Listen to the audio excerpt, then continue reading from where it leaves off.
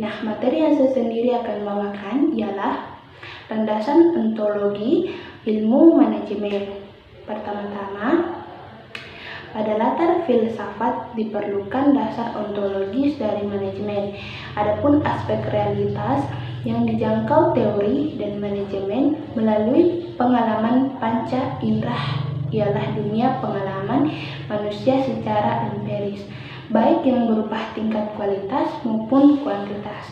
Hasil yang dicapai oleh objek materi ilmu manajemen ialah sisi manajemen yang mengatur seluruh kegiatan ekonomi, yaitu perencanaan, peorganisasian, yang meliput motivasi, kepemimpinan, pengambilan keputusan, komunikasi, koordinasi, negosiasi, serta pengembangan organisasi. Pengendalian meliputi pemantauan, penilaian, dan pelaporan. Nah, manajemen tentang bagaimana cara mempertahankan keunggulan kompetitif dengan definisinya sebagai ilmu pengetahuan dan seni perumusan dalam menerapkan, mengevaluasi keputusan lintas fungsi yang memungkinkan suatu organisasi untuk mencapai tujuannya. Telah menimbulkan istilah manajemen yang bersinonim dengan perencanaan, namun manajemen lebih sering digunakan dalam dunia akademis, sedangkan perencanaan lebih sering digunakan dalam dunia bisnis. Tapi tidak dibatasi oleh organisasi manajemen yang mengacu pada perumusan, implementasi, dan evaluasi strategi. Sedangkan perencanaan lebih mengacu pada perumusan strategi.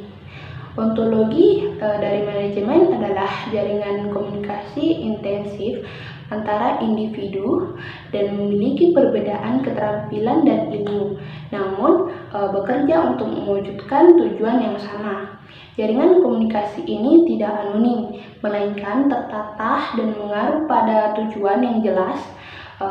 Dan jaringan komunikasi itu juga mengandaikan adanya tanggung jawab masing-masing individu untuk berkomitmen pada tugas dan tujuan yang ada. Jadi, ontologi dari praktek manajemen adalah komunikasi dan tanggung jawab individual yang saling berkaitan satu sama lain tanpa bisa terlepaskan. Nah, dalam landasan epistemologi ini akan dijelaskan mengenai bagaimana prosedur atau proses manajemen. Di dalamnya terdapat pengaturan, pengelolaan, dan pengendalian. Di sini juga akan dijelaskan mengenai bagaimana ilmu manajemen itu dikembangkan. Nah, awal perkembangan ilmu manajemen dilatar belakangi oleh terjadinya revolusi industri pada abad 18 di Inggris. Kejadian tersebut menyebabkan tumbuhnya kebutuhan akan pendekatan yang sistematis mengenai manajemen. Sejak saat itu, dalam perkembangannya, maka lahir berbagai teori manajemen, mulai dari teori manajemen klasik, teori manajemen ilmiah, teori organisasi klasik, pendekatan perilaku, manajemen sains, sampai pada pemikiran-pemikiran manajemen modern yang meliputi pendekatan proses, pendekatan sistem, pendekatan kontingensi, pendekatan manajemen strategi, pendekatan manajemen Jepang, dan pendekatan manajemen unggul atau excellence management. Nah, kembali secara epistemologis, maka pada hakikatnya teori manajemen adalah salah satu cara pengorganisasian pengalaman yang dalam praktiknya dapat dibuktikan melalui penelitian, percobaan pengalaman, dan penerapan prinsip-prinsip serta pengajaran hal-hal yang fundamental dalam proses manajemen. Secara bertahap, manajemen dikembangkan dalam tahap pertama yaitu perumusan meliputi visi dan misi, peluang dan tantangan, kekuatan dan kelemahan, sasaran jangka panjang, serta strategi alternatif dan pemilihan strategi. Nah, tahap kedua yaitu implementasi, meliputi sasaran tahunan, kebijakan, motivasi karyawan, dan alokasi sumber daya. Dan selanjutnya yaitu tahap ketiga. Nah, dalam tahap ketiga ini yaitu evaluasi, meliputi peninjauan internal dan eksternal, mengukur kinerja dan tindakan perbankan. Selanjutnya adalah prosedur atau proses manajemen. Nah, proses manajemen ini adalah tahapan yang mengarahkan orang lain agar bisa mencapai tujuan dari sebuah organisasi.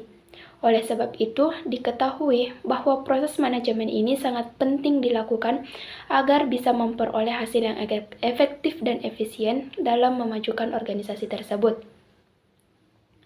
Nah, nama singkatan dari proses manajemen adalah PDAC, yang diambil dari kata bahasa Inggris, yaitu Planning, Organizing, Executing, dan Controlling.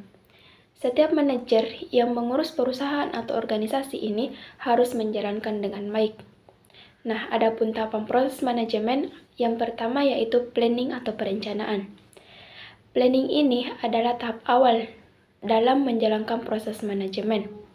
Perencanaan sangat diperlukan agar dapat mencapai cita-cita atau goals organisasi. Di tahap ini, manajer perlu memikirkan cara apa yang dipilihnya serta strategi apa yang diterapkan dalam menjalankan produksi atau aktivitas organisasi. Nah, yang kedua yaitu organizing atau pengorganisasian. Tahap berikutnya adalah pengorganisasian yang dilakukan, yaitu membagi tugas kepada beberapa sumber daya yang ada. Tujuannya agar mampu untuk mengatur sumber daya yang ada serta memudahkan koordinasi menjadi lebih baik. Dengan adanya pengorganisasian ini, membuat organisasi bisa melakukan aksi nyata untuk menentukan tugas dan memfasilitasi personilnya dengan sumber daya yang lengkap untuk memudahkan proses tersebut. Selanjutnya yaitu executing atau pengarahan. Berikutnya dalam proses manajemen adalah kepemimpinan. Tujuan dibentuknya executing agar bisa memotivasi semangat bekerja untuk karyawan, serta dapat menjalankan tindakan sesuai dengan arahan pemimpin. Fungsi dari manajemen ini adalah memberikan motivasi bagi setiap pihak, serta mampu menjalankan tanggung jawabnya dengan baik. Selanjutnya, kepemimpinan ini mampu meningkatkan kesadaran dalam bekerja, membimbing dan mengarahkan sehingga kinerja karyawan berjalan dengan efektif. Tentunya, proses ini harus didasarkan dengan kebijakan yang sudah ditetapkan sebelumnya. Nah, yang terakhir yaitu controlling atau pengawasan atau biasa juga disebut dengan pengendalian. Nah, pengendalian tersebut merupakan proses manajemen dengan melakukan evaluasi sambil membandingkan antara tindakan nyata dengan rencana yang sudah dibuat. Dengan melakukan pengendalian ini, memudahkan kinerja menjadi lebih terkendali dan merencanakan perubahan ke arah yang lebih baik.